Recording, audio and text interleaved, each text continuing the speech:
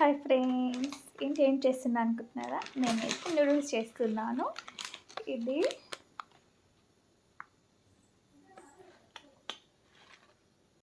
నేనైతే ఈవినింగ్ పిల్లలు స్కూల్ నుంచి వచ్చారు, అందుకోసం నూడిల్స్ అయితే చేస్తున్నాను. చూసారు కదా, 2 టైప్స్ నూడిల్స్ ఉంటాయి. ఒకటి సన్నగా ఉంటాయి, నేను చూపించినేమో సన్నవి. ఇంకోటి లావుగా ఉంటాయి, అది ప్యాకింగ్ వేరేలా ఉంటుంది, నార్మల్ ప్యాకింగ్ వస్తుంది. ఇదైతే ఇలా సన్నగా చాలా బాగుంటుంది.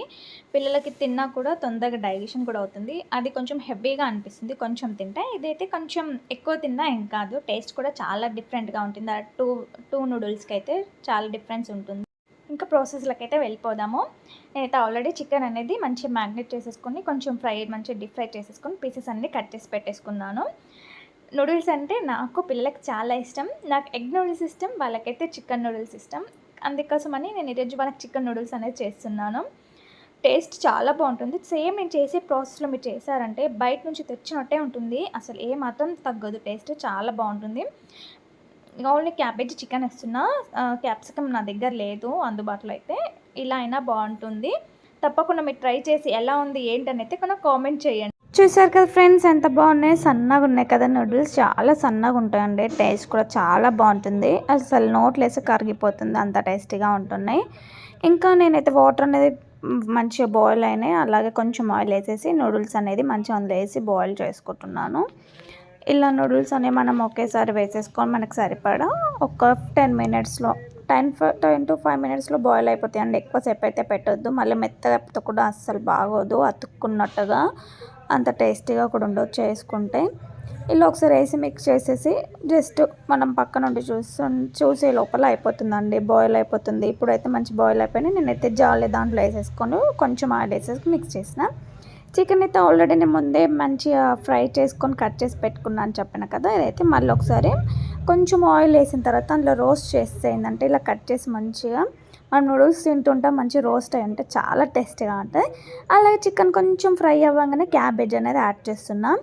ఇందులో క్యాప్సికమ్ వేస్తే కూడా చాలా టేస్టీగా ఉంటుంది. కాకపోతే మా కిడ్స్కి క్యాప్సికమ్ నచ్చదు, అందుకే నేనైతే స్కిప్ చేసేసాను, వేయలేదు. వాళ్ళకి ఇష్టం లేదు కదా అని, చేసేదే వాళ్ళ కోసం, వాళ్ళు అడిగారని.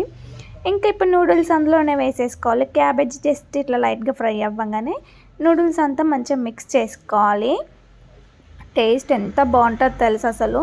నిజంగా అసలు ఈరోజు వెదర్ చాలా కూల్గా ఉందండి, వర్షం పడడం వల్ల చాలా చల్లగా ఉంది. ఈ టైంలో ఇలా వేడి వేడి నూడిల్స్ తింటే ఏమైనా ఉంటుందా కదా. ఇంకా పైన నుంచి చికెన్ మసాలా అనేది యాడ్ చేసుకోవాలి. నేనైతే మమతా చికెన్ మసాలా వాడతాను, చాలా టేస్టీగా ఉంటుంది. ఇంకా సాల్ట్ వేసుకోవాలి మన టేస్ట్కి తగ్గట్టు. సాల్ట్ వేసుకున్న తర్వాత అలాగే మన స్పైసెస్ అన్నీ కూడా మిక్స్ చేసేసుకోవాలి. ఇప్పుడే ఒకేసారి లైట్గా కొంచెం టేస్టింగ్ సాల్ట్ వేసుకోవచ్చు ఇందులో. అలాగే కొంచెం కారం, మన స్పైసెస్ మనకు ఎంత కారం కావాలి అంటే అంత కారం అనేది యాడ్ చేసుకోవాలి ఇందులో. ఇంకా ఇవంతా కూడా మనం మంచిగా మిక్స్ చేసుకోవాలి ఫ్రెండ్స్. ఇప్పుడు మా స్టవ్ మాత్రం కొంచెం సిమ్లో పెట్టుకోండి. మసాలాలు అన్నీ యాడ్ చేసి ఒకసారి మనం మిక్స్ చేసుకునే వరకు కొంచెం సిమ్లో పెట్టండి. మంచిగా అన్నీ కూడా స్పైసెస్ అంత మంచి పట్టుకుంటుంది. లాస్ట్లో ఫైనల్గా అయితే కొంచెం సోయా సాస్, ఇంకా అలాగే కొంచెం వెనిగర్ వేసేసుకొని మనం స్టవ్ సిమ్లో పెట్టి మంచిగా మిక్స్ చేసేస్తే ఒక్క 5 to 10 మినిట్స్లో నూడిల్స్ రెడీ అండి. ఎక్కువ టైం అయితే పట్టదు నిజంగా, అసలు ఎక్కువ పెద్ద ప్రాసెస్ ఏం కాదు ఇది. చేస్తూ ఉంటేనే ఎంత మంచి స్మెల్ వస్తుందో తెలుసా, చాలా మంచి స్మెల్ వస్తుంది, బాగా అనిపించింది. చూసారా, ఫైనల్గా నూడిల్స్ అయితే రెడీ అయిపోయింది. నేను అయితే ప్లేట్లో సర్వ్ చేసేసిన ఇట్లా ఆనియన్స్, నిమ్మకాయ పిండేసుకొని. ఆహా.